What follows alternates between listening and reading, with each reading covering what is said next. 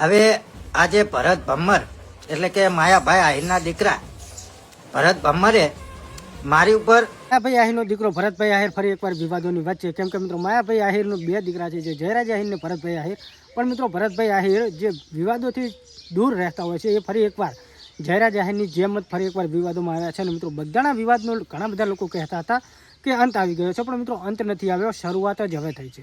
કેમ કે મિત્રો બગદાણા વિવાદની અંદર જે પિન્ટુભાઈ કોળી હતા, જે નવનીતભાઈને સપોર્ટ કરવા માટે જે બોલી રહ્યા હતા, તેમનો ફરી એકવાર એમના ઉપર કેસ કરવામાં આવ્યો છે, એટલે કે ભરતભાઈ ભમ્મર દ્વારા, ભરતભાઈ આહિર દ્વારા. અને મિત્રો માયાભાઈ આહિરના બંને દીકરાઓ અવારનવાર વિવાદોની વચ્ચે કેમ ઘેરાયેલા રહે છે, કેમ કે મિત્રો માયાભાઈ આહિર આ વિશે કશું બોલતા પણ નથી.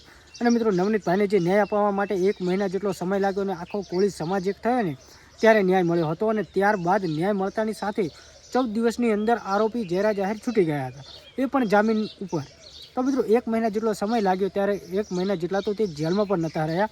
પણ મિત્રો એ વાત તો પતી ગઈ હતી, પણ મિત્રો ફરી એકવાર બગદાણાનો એ જ વિવાદ ફરી વાર શરૂ થયો છે.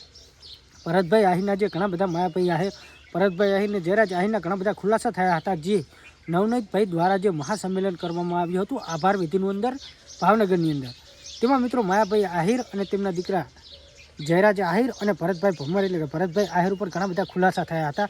જેમાં જે ખુલાસાના વિડીયો હતા એના કારણે ત્યારે તો કોઈ કશું બોલ્યા નહોતા, પણ મિત્રો અત્યારે જે પિન્ટુભાઈ કોળી છે, જે નવનીતભાઈને ન્યાય અપાવવા માટે આવ્યા હતા મેદાનોમાં, એમના ઉપર અત્યારે ભરતભાઈ ભમ્મર દ્વારા આરોપો લગાવવામાં આવ્યા છે અને કેસ કરવામાં આવ્યો છે. જે મિત્રો અત્યારે વિડીયો વાયરલ થઈ રહ્યો છે, એટલે એવું કહેવાય રહ્યું છે કે બગદાણાનો વિવાદ શરૂઆત થાય છે, અંત નથી. તો મિત્રો આ વિવાદનો અંત ક્યારે? અને મિત્રો અત્યારે જે પિન્ટુભાઈ કોળી બોલી રહ્યા છે, જે વિડીયો વાયરલ થઈ રહ્યો છે, એ વિડીયો તમને બતાવું છું, એ વિડીયો જુઓ. બાકી મિત્રો ખરેખર માયાભાઈ આહિર આ વિશે કેમ કશું બોલતા નથી. ત્યારે પણ તેઓ ચૂપ હતા અને અત્યારે પણ તેઓ ચૂપ છે, અને તેમના દીકરાઓ મનમાની કરતા ફરે છે. તો મિત્રો અત્યારે જે વિડીયો વાયરલ થઈ રહ્યો છે, એ તમને હું વિડીયો બતાવું છું. અને મિત્રો ખરેખર જોવા જઈએ તો ભરતભાઈ આહિર અત્યાર સુધી ક્યાંય સોશિયલ મીડિયામાં તેમનું નામ નહોતું જે વિવાદોની વચ્ચે, તો અત્યારે તેઓ વિવાદોમાં કેમ આવ્યા?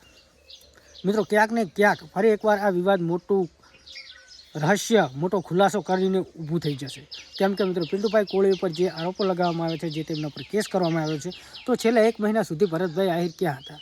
1 મહિના બાદ હવે કેમ પિન્ટુભાઈ કોળી ઉપર આવી રીતે ખુલાસો થયો કે ફરી એકવાર વિવાદોમાં આવ્યા? તો મિત્રો આ વખતે શું માયાભાઈ આહિર કંઈ બોલશે?